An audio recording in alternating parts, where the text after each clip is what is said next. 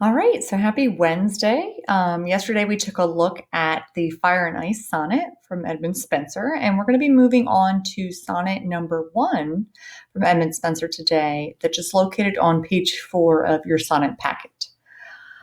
Just a couple of reminders about Spenser. His sonnets come from a sonnet sequence that's known as Amoretti, which means little cupids or little love poems, and it's based on his courtship of a woman named Elizabeth Boyle. Sonnet sequences frequently have this obsession with a woman that's unattainable. Spenser's a unique case that he actually attains his love.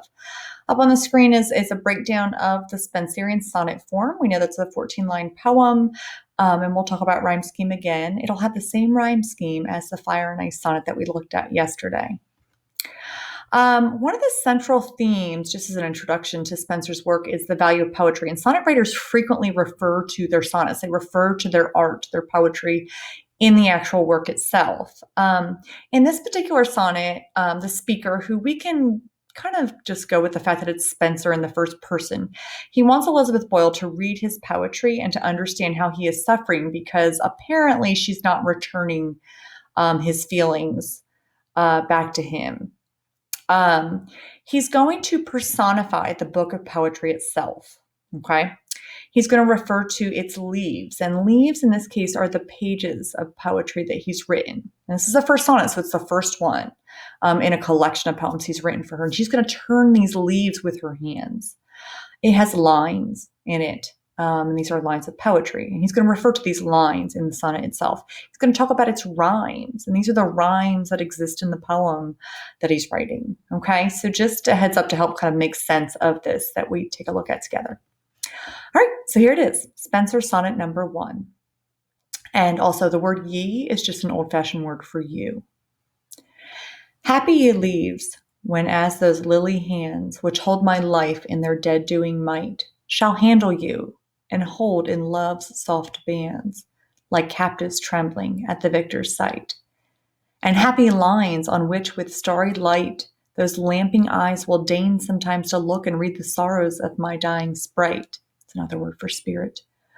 Written with tears in heart's close bleeding book. And happy rhymes bathed in the secret brook of Helicon, whence she derived is, when you behold that angel's blessed look, my soul's long lacked food, my heaven's bliss. Leaves, lines, and rhymes, seek her to please alone, whom, if ye please, I care for other none. So the first thing I like to do is establish rhyme scheme, and that's because it helps kind of chunk up the units of the sonnet. And as I talked about in yesterday's lesson, the rhyme scheme breaks it into chunks, and those chunks are kind of like individual thoughts and ideas in this 14-line poem written in iambic pentameter. So the first breakdown, I see your hands and bands, and then I see might, sight, light, and sprite, again, which is another word for spirit. Look, book, brook, and look, again. Is and bliss are close enough. Remember I told you that sometimes the rhyme's not exact, but it's like close enough. And then alone and none. And just to mimic yesterday's lesson, you can see that works out. I assign a letter to each rhyme sound, and I draw lines between when the pattern changes. So we see quatrain 1, quatrain 2. Remember, quatrains are groups of 4 lines that have the same rhyme pattern. Quatrain 3 and a couplet. Okay. And one thing that's unique about the Spencerian sonnet is we have what's called interlocking quatrains, which is when there is a shared rhyme sound between more than one quatrain, but the pattern itself changes. Let's take a look at question 1 in your remote learning sonnet unit packet. Okay. So the first question reads, in lines 1, 5, and 9, he, the speaker, speaks directly to 3 things and describes them as happy. What are those 3 things? And so I've got that pointed out for you here. The leaves of the book of poetry, the lines of the poetry, and the rhymes. Question 2. According to the speaker in line 1, the blank will be happy when they're handled and held by those lily hands. So I've got, quatrain 1 isolated for you. This is referring to the leaves or pages of the poetry that he's written on the pages. Question 3.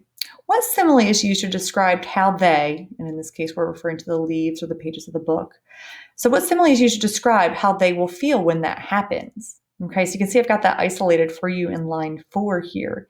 They are going to be like captives that are just trembling at the victor's sight. So if you were held hostage in a war and someone has just won that war and they're going to free you, you're trembling with excitement. That's how he's describing that the pages of his book of poetry are going to feel when she, his beloved, holds them. Okay, this guy's pretty intense. Question 4. According to the speaker in line 5, the lines of his poetry will be happy when what happens to them? So let's take a look at this section.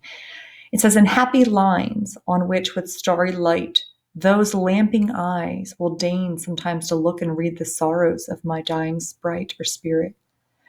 Her eyes are going to read them.